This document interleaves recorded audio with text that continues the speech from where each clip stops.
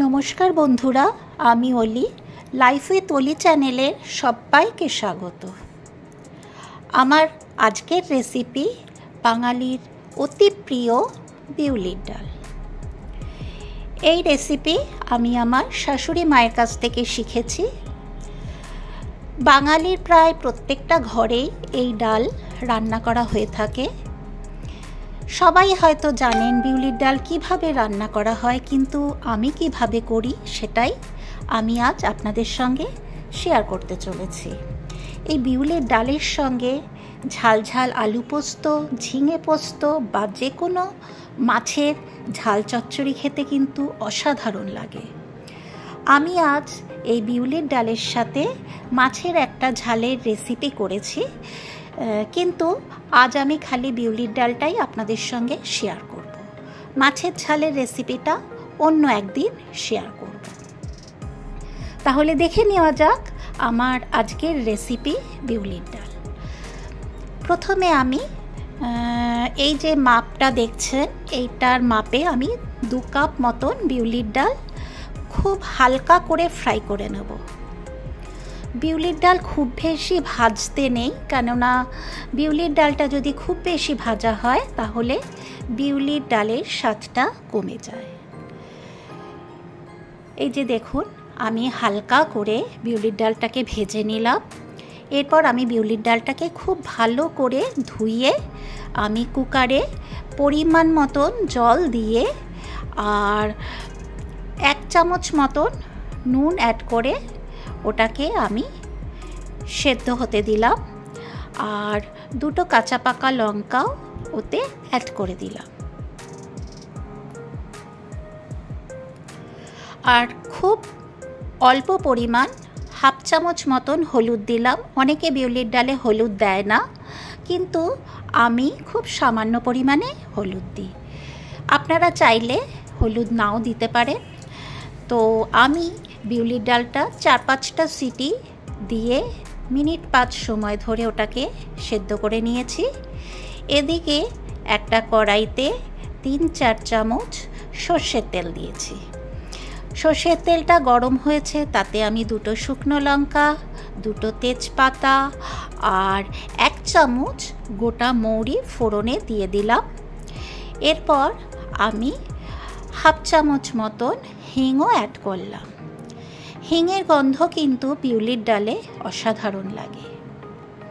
এরপর ফোড়নটা একটু ফ্রাই হতে আমি ওতে 1 চামচ মতন আদা বাটা আর 1 চামচ গোটা মৌরি কাঁচা আমি গুঁড়ো করে রেখেছিলাম সেটাকে অ্যাড করলাম। আদা মৌরি বাটার পেস্টটা কিন্তু বিউলির ডালের টেস্টটা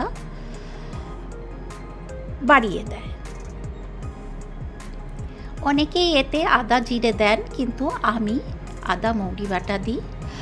আর আবারও খুব সামান্য পরিমাণে নুন আর হলুদ অ্যাড করলাম। যেহেতু আমি সেদ্ধর সময় খানিকটা নুন হলুদ অ্যাড করেছিলাম, এই জন্য এখানে আমি খুব কম পরিমাণেই দিলাম। আর খুব সামান্য 1/2 কাপ মতন জলও অ্যাড করলাম। এরপর আমি মশলাটা খুব ভালো করে একটু কষিয়ে নিলাম। আর আদার পরিমাণটা খুব বেশি দেবেন না। আর 1 চামচ চিনি আমি অ্যাড করলাম। আদার বেশি দিলে বিউলির ডালটা তেতো হয়ে যেতে পারে, সেই জন্যই বুঝে আপনারা আদাটা অ্যাড করবেন। এতে আবারও সামান্য কিছুটা জল অ্যাড করলাম।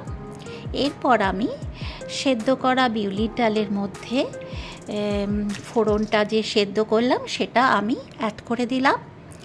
এরপর আমি ওটাকে খুব ভালো করে নাড়াচাড়া করে আবারও ওটাকে আমি একটু ফুটিয়ে নেব। আরও খানিকটা একটু জল আমি গরম করে নিচ্ছি। আমার মনে হলো যেন আরেকটু জল লাগবে, সেই কারণেই আমি আরেকটু জল গরম করে গরম জলটাই আমি ওর মধ্যে অ্যাড করে দেব। এইভাবে আমি আমার বিউলির ডালটা আমার শাশুড়ি মায়ের কাছ থেকে শিখেছি। আর তোমাদের যদি আজকের এই বিউলির ডালের রেসিপি আমার ভালো লেগে থাকে, তাহলে অতি অবশ্যই তোমরা বাড়িতে একবার ট্রাই করে দেখতে পারো। আশা করি তোমাদের ভালোই লাগবে। এরপর আবারও ওটাকে আমি ঢাকা চাপা দিয়ে মিনিট 5-7 কুক হতে দিলাম। এই যে দেখুন আমার বিউলির ডাল অলমোস্ট রেডি হয়ে গেছে। তো এবার আমি একটা পাত্রের মধ্যে বিউলির ডালটাকে ঢেলে নিচ্ছি।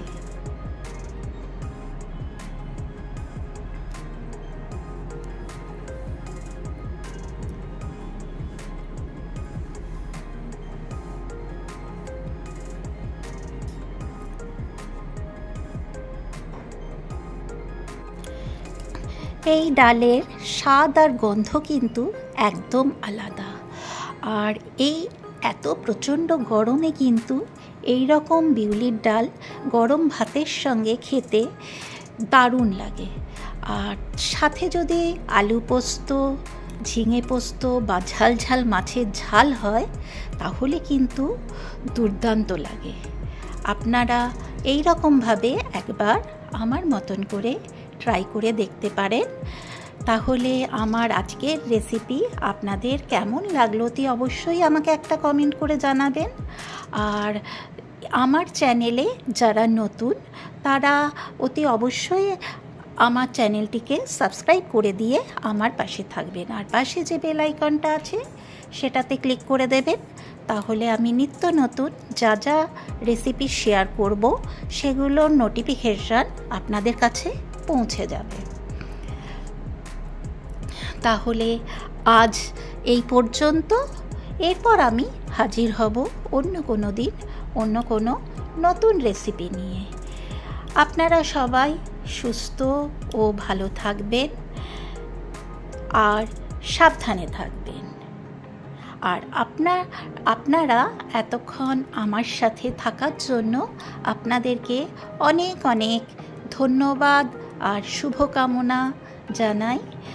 আজ তাহলে আসি, টাটা।